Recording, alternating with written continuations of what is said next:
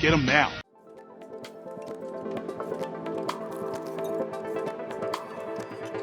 So a lot of my videos are kind of scientific in nature and kind of experiments and journeys in curiosity. I'm in the process of trying to take our home that we just moved to off of the electrical grid. And it's of great interest to me exactly how much electrical power and how much equipment one person would need to take, say, a particular appliance off of the electrical grid. I started the experiment with a single solar generator that has about 1.5 kilowatt hours of storage. And then I let it run for about 8 days straight without any help or outside intervention. Trying to keep the test pretty reasonable, I started with only a couple of 200-watt solar panels. This solar panel here is in parallel with this solar panel here. They're beautiful. Get them now. Right now. These are Dynamite off the chart. And of course, the first limiting factor I ran into is battery capacity. That's usually the biggest problem with off electrical grid, is the amount of energy you can store up. We've had multiple consecutive days of cloudy weather. Right now we're getting virtually nothing. It is so dark outside, yet there's just no solar. Even with 2 good-sized solar panels plugged in, there's virtually nothing. Running this solar generator 24/7 has been a great way to push it and find out what exactly this amount of equipment can actually accomplish. So 2 good-sized solar panels, along with a Jump 1800, allow me to run my 5 cubic foot chest freezer, which is my largest freezer, 24/7. It's been over a week now, and it's running it just fine. But this is how much equipment you need to run a 5 cubic foot chest freezer. This is the reality of solar. What does it take? So 2 freezers is sort of possible. It's really pushing the battery hard. You're liable to run out of power in the middle of the night sometimes if there's a lot of cloudy weather. And one way to get around that if you can't get more batteries is simply called over-paneling. You add more solar panels than would be reasonable. This guarantees the batteries will be at 100% at the end of the day, and it also gives you a lot of extra power that you wouldn't have otherwise in cloudy weather.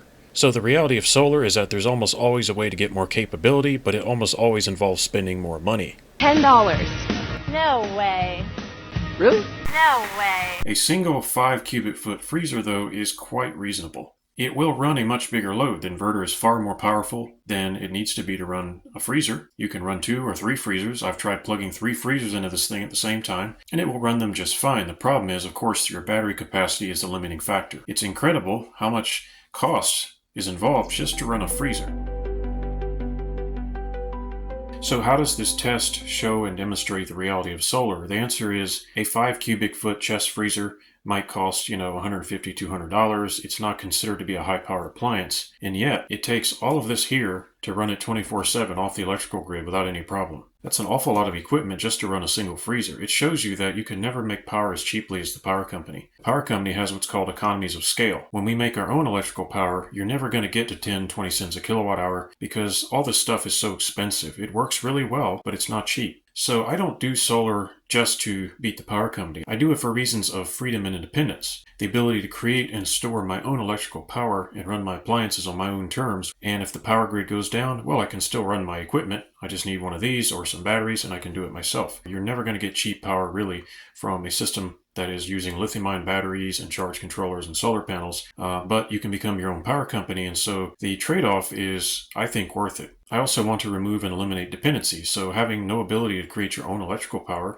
to me, is a vulnerability, and I solve that with solar power. Just having this in your home can give you a lot of freedom and independence, as well as security, knowing if the lights go out and you can't get gas for your generator, at least this can power your internet connection in your laptop and let you get some work done, even if the power was out for several weeks straight.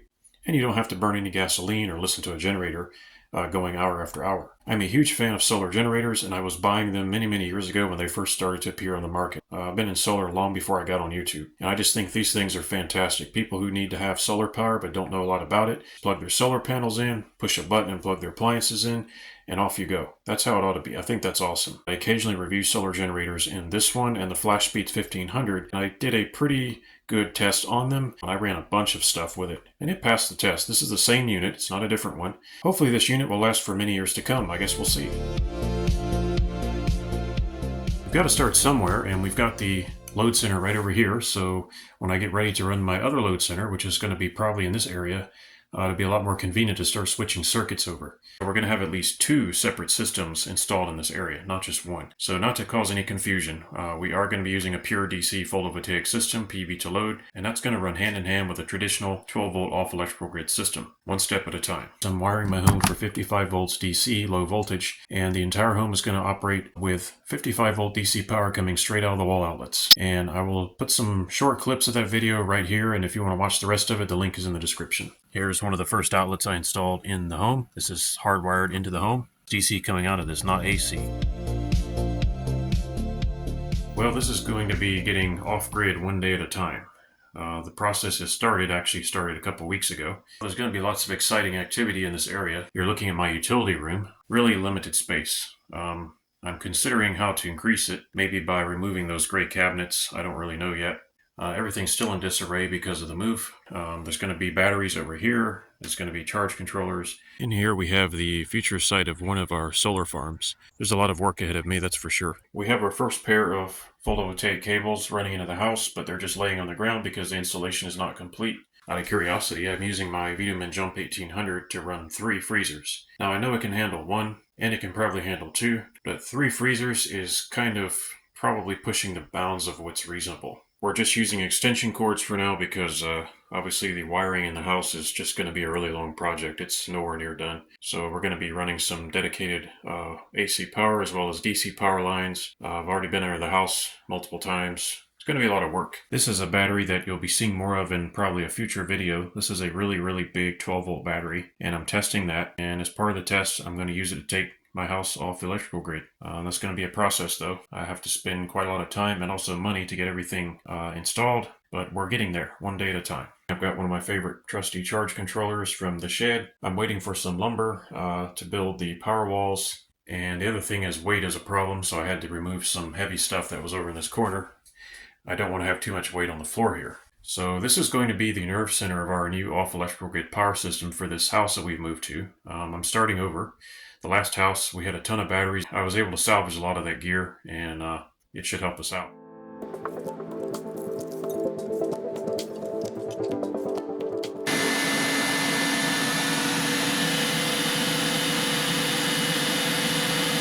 Gonna try to get this thing up to 100% and see if we can make it through the night.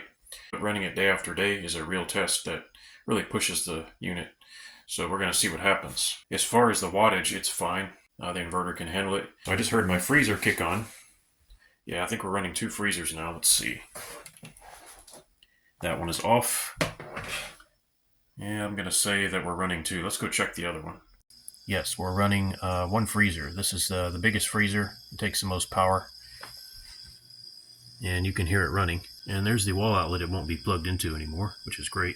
It's 11:36 p.m. at night. You can see that we're at 52% capacity. So I'm doing 1 freezer for now, to see if I can get through the night with 1 freezer. Depending on the results of that test, I'll then move up to 2 freezers if possible. It's 7 in the morning and we have 40%, so running a single freezer is within the capabilities of the Jump 1800. So I'm going to try running 2 now. We've upped the ante here. I have 3 freezers plugged in, and I'm charging my meter also because the battery ran flat. I'm using this to watch the solar array voltage.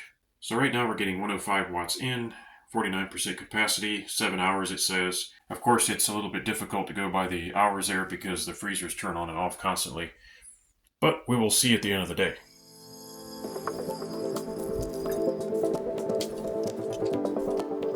So we've had a couple of nights of testing here, and I think that 3 freezers during the day with plenty of solar is within the reach of this unit. However, overnight, the battery capacity on this unit is probably not enough to run 3 freezers. 2 freezers looks like that will be possible, so that's going to be my focus now.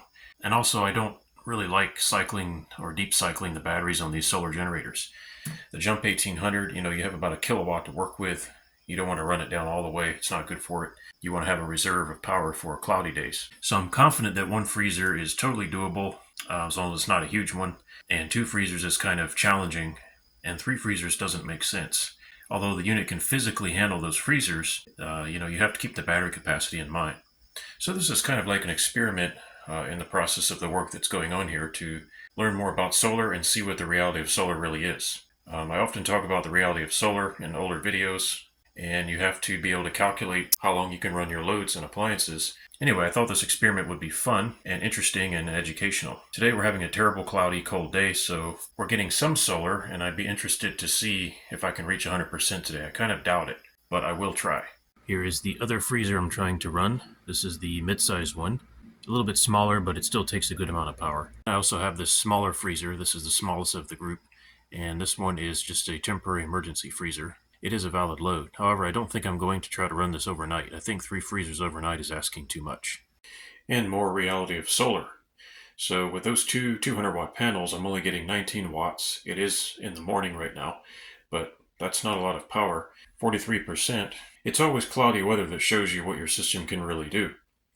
That's a huge mess in here. I brought this power board in from the storage place. This is what was powering part of my solar workshop before I lost that. And I brought it back in here in my utility room. There's also another power board here that I just built. I already have this one constructed, and I can bring it back online and use it to run my house for the time being. So that's what I'm going to do. Got some tape on there and it just left sticky. This really difficult to get off sticky stuff. It's going to take me a while to clean that off. There's a lot of condensation because these are freezing cold. They're outside. I just carried this whole board in the rain, in the winter temperatures, but it looks like it survived. I hope my controllers still work. I've got 3 Make Sky Blue MPPTs. I'm going to go ahead and bring one of them online as soon as I can. Get some power flowing. Don't wait. Call now.